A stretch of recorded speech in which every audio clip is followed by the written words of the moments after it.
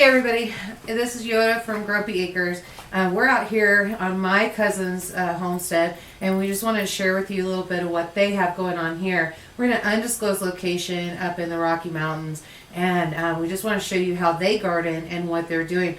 But first, what I want to do, this is Megan. I kind of like her to tell us how she got here and what happened, because you guys were really in a cabin down by the river, closer on the other side. And you really had an SHTF. And so what happened there that made you guys end up here?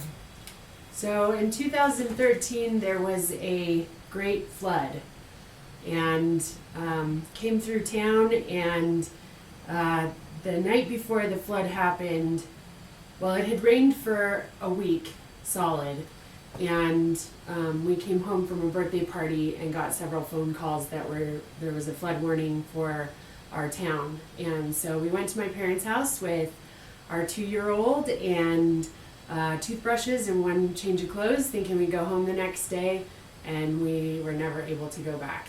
We were helicoptered out of my mom's house a week later, and a few weeks after that we were able to come back, and our cabin was damaged, so we weren't ever able to go back and live there again. Mm-hmm. And we were pretty much homeless for 2 years.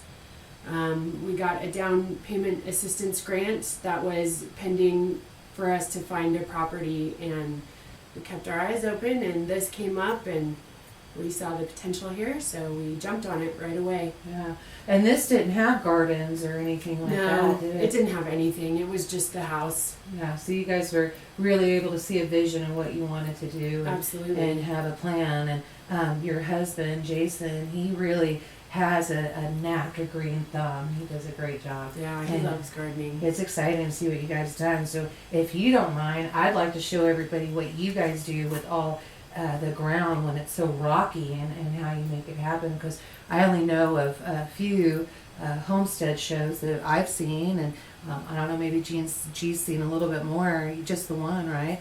And that shows how they do it. But you guys don't really, you have raised beds, but you don't have a lot. So I'd really like to kind of see what you guys do here. So let's start here where we're at now. We're in the greenhouse, and you were sharing with me a little bit of the plans, because I didn't see electricity, and and the grow light I did see, and then I see an extension cord. But you guys have more plans and things going into this. So you were explaining how it was sunny here year round. Can you just go with that, and then what you guys are planning on doing with this? Yeah, so it's we're really blessed. Even when it snows in the winter, we get a lot of sun.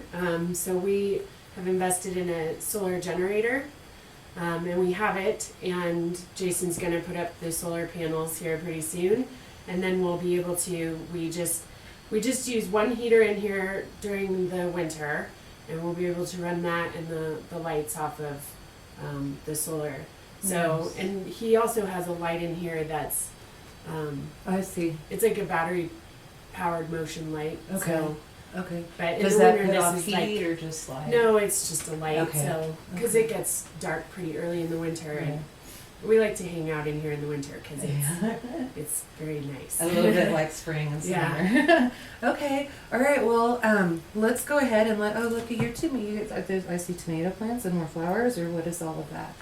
Yeah, there's not a lot going on in here right now because obviously it's summer and we planted everything outside. But we start all of our vegetables, and this year we started a lot of, well, Jason only built the greenhouse last summer. Mm-hmm. But this winter we started a lot of our flowers and vegetables in here because we have such a short season. So we started them in here in like February, March. We were planting stuff and growing stuff. So right now, Jason has bought some trees. So we have some of the trees in here. We've got some plum trees, pear tree, and apple tree, and we're going to plant those here pretty quick. Nice. And then he's growing lettuce in here for our chickens. And right now we just kind of have like our aloe vera, and he's trying to propagate some rhubarb, and then we have a lot of geraniums in here. But you're also a florist, yeah, right? They're from my flower shop, so I'm trying to get them to look a little healthier, and then I'll take them back and sell them. Right. So. And everything in all the material in here was recycled, right? Yeah. Yeah. Yeah. So again, we've talked about that a lot of times with recycled material. And guys, this is just one more example of what you can do with recycled materials. You just got to keep your eyes open, talk to people, really know people. If you know anybody in construction, know anybody in landscaping, because Jason's landscaping, you come buy a lot of materials that way. So let's go ahead and walk out. I'm really excited to show everybody. Chicken coop is another thing. She did mention that they have chickens. This is bear country, so we're going to show you some evidence and kind of show you how they try to protect their chickens from the bears out here, because that's a problem. So, Yeah. all right, well, we're going to see you outside the greenhouse. Okay, so now Jason's joined us. Thank you, Jason. We appreciate it. We're setting up for my uncle Megan's dad's ceremony today. We told you all we were coming out to Colorado for his service, and yet sad, it's great to be with family. So now what we're doing, we're out here outside in the front yard, and we talked in the greenhouse that there's some stuff that's in the ground, some stuff that's in raised beds. This is a raised bed that he has that's set up like a greenhouse. What do you call this, Jason? I call it my mini open hoop house. Mini open Opening hoop house. hoop house. And so how does this work, and what's the shade cloth for? How does, I see you have tomatoes and lettuce in here, so how does that, why? What's the difference in growing this up here versus where we are in the Midwest? Well, our season is super short. So basically, our last frost date is June. It's actually, they say don't plant before June 15th, but we plant usually around the 1st of June, and we go until at least September. Sometimes we can go to October. It just depends on the year. So we start a lot of our stuff in the greenhouse or the hoop house, and that's just what we have to do here. And then sometimes it gets too hot here, so we got to open it up. That's why I threw the hinges on it and stuff. Nice. And the shade cloth, it's just, our sun is super intense up here because of the altitude, so we had to put the shade cloth on as well. Okay. And we grow in the raised beds mainly because our soil is super rocky and super sandy here, so it just helps build the soil faster. Nice. Okay. But I do see, and maybe we can get some shots of that. Maybe over here where the rhubarb is. So you've got rhubarb over here, and the rhubarb you have directly in the ground. So what's the benefit of that, and what's the difference that you don't have to have that in a raised bed? Well, the rhubarb, it's just more hardy, basically. Okay. And I've actually moved that plant several times. We've moved it from our other place we lived at, and then I moved it from over here to over here just because it wasn't doing well. And it took a few years to bounce back, but it came back and it's been doing really well. It looks really good. Really good. Okay, well, let's visit some of the other raised beds, and you can kind of... Okay, so now we're on the other side of the yard, and this is the portion. You guys have how many acres here? Approximately 2. Approximately 2 acres. So guys, I want you to keep that in mind as we go. This is how much they've been able to do with 2 acres. And it's quite astonishing at how much you guys actually have done. I love it. So you have strawberries over here. Those look amazing, better than mine. I'm a little jealous, not gonna lie. And then what all do you have in here? Well, this was kind of my first experimental raised bed when we started, and I've learned a lot since starting it. We just started out with some herbs and stuff in here, and we tried tomatoes, and this soil was brought from another section on the property, so it's not the greatest soil ever. So I've had to amend it a little bit, and then I tried the wood chip method to see if that would help, and it does help for watering especially.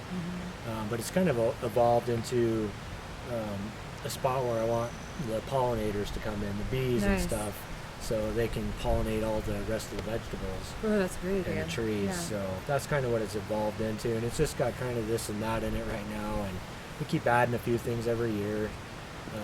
And I also found out that you don't necessarily need one this big, because you can't work on the middle of the bed because it's so wide. Right. So the next ones I've built have been smaller. Okay.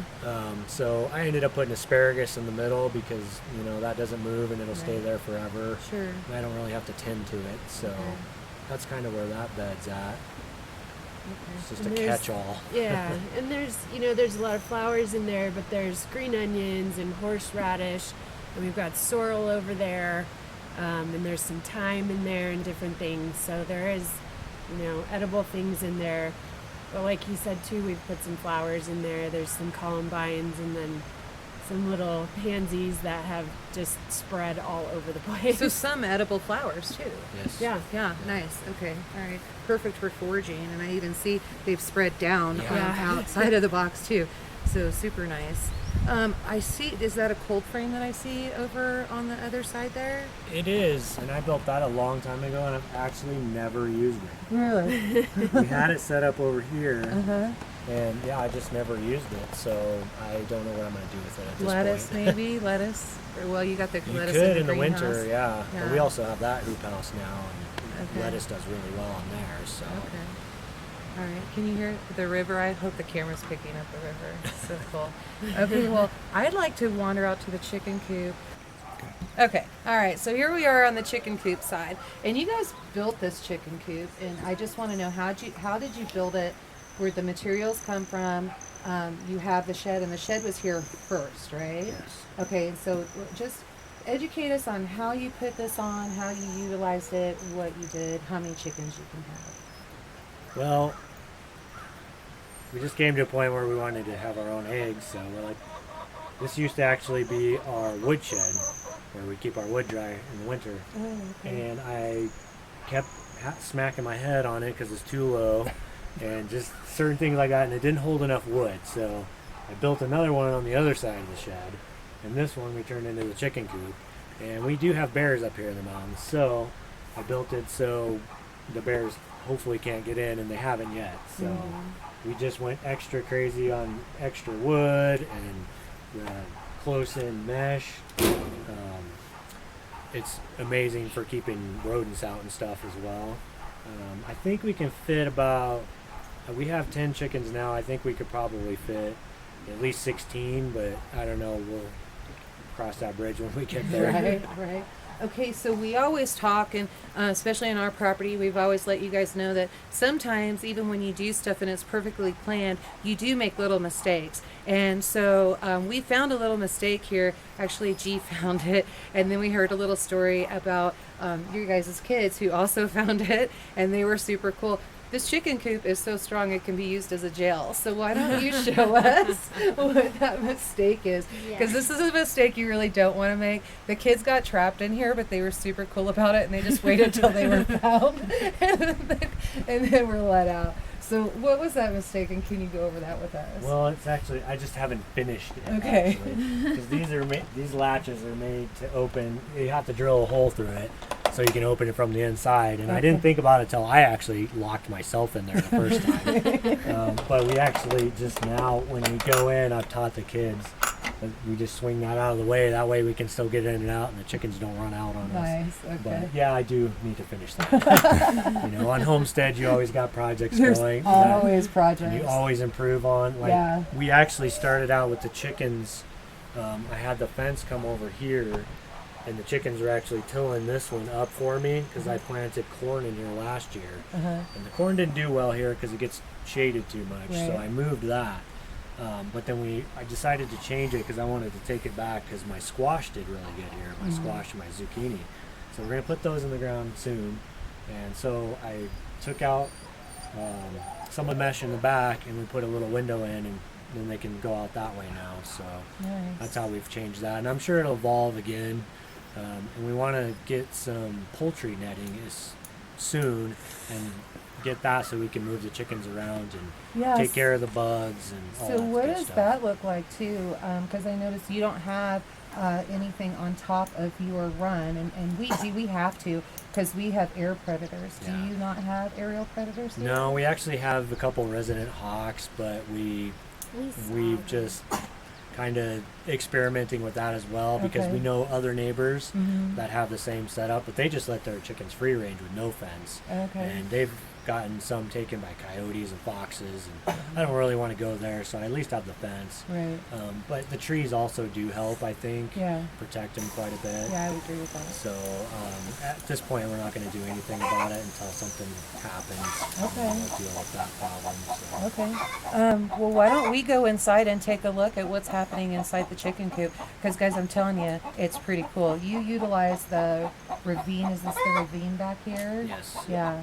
So that's pretty neat. So I don't know, even if you want to go with G and maybe explain to him why and how you did that. Well, actually, let's go over it now. Why did you decide to enclose the ravine and use that for the chicken run? Mainly because we had a fire come through last year, and the Forest Service cut down a whole lot of our trees. So I was like, well, that's a good spot. You know, we can let and plus the chickens that I got, they were free range. They were on like a quarter acre. They could just do whatever they wanted to. And so we brought them in here, and they were all inside the little coop for the first month, and they hated it. They were unhappy. They weren't laying. Right. So I opened it up, and then they have been much happier. better, and they've got to get their foraging, and plus they're keeping down our bugs because we have ticks here as well. Right. So they help with that. Beautiful. One of the things that we've been talking about over this weekend, you're thinking about expanding on some areas, and you were asking G about, you know, how what would this look like? How do you guys doing with your hogs, and what do you have, and all that. So explain to us how you want to expand and what you're trying to plan. Well, we have this meadow up behind our house here, and we've been thinking about pigs for a while, just to help, you know, with our food supply and knowing where our food is coming from.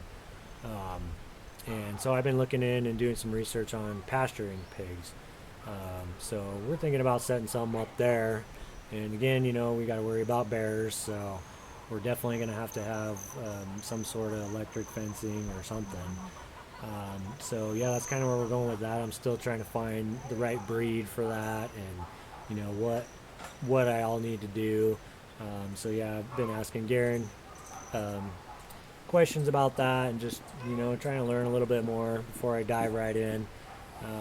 But yeah, we're gonna see if we can expand and keep going with that, and keep adding to our food supply that we know is good, and you know, not all these hormones pumped into the food. And yeah, that's just kind of, we're going step by step. Chickens, pigs, and we'll see where else we go with that. So Yeah, just important to remove the poison from your pantry and your Exactly. refrigerator.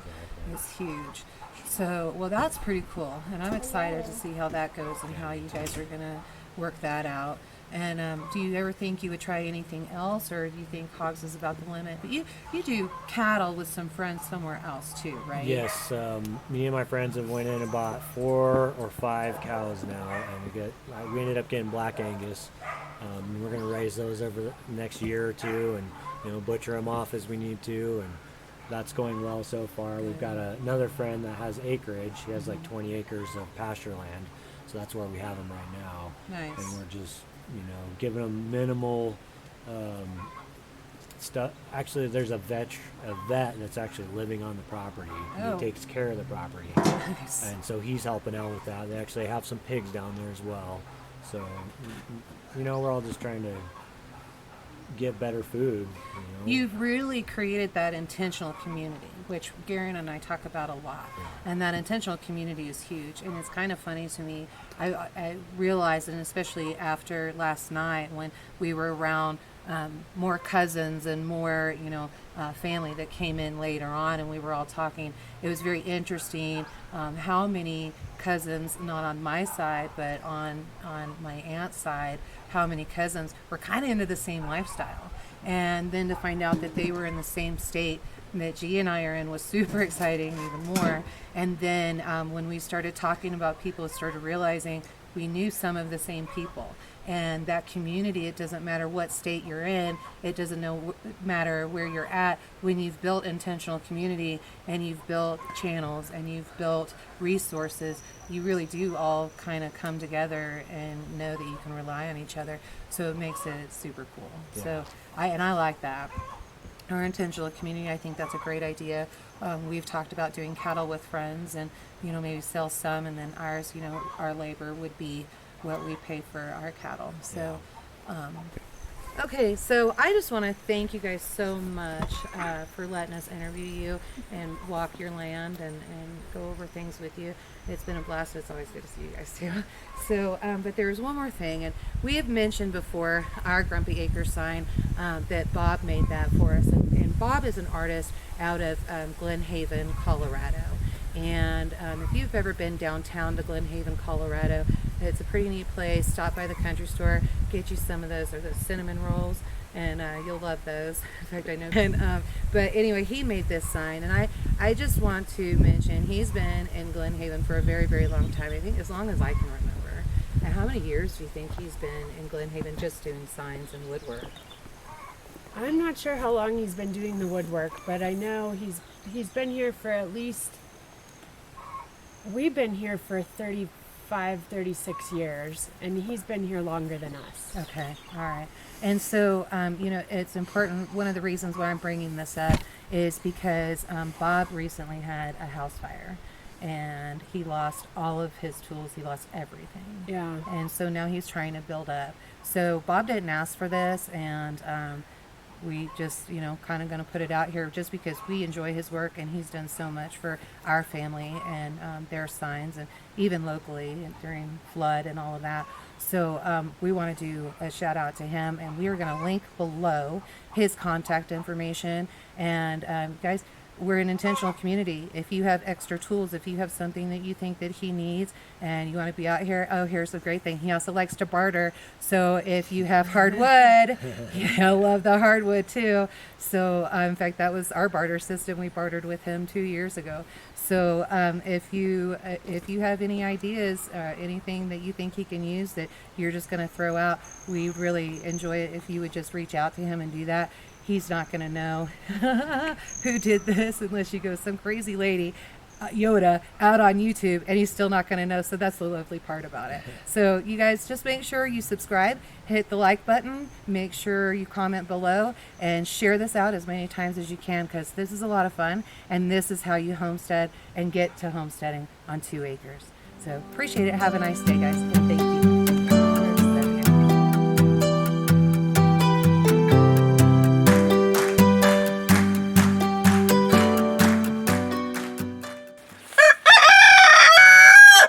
Thanks, Milo.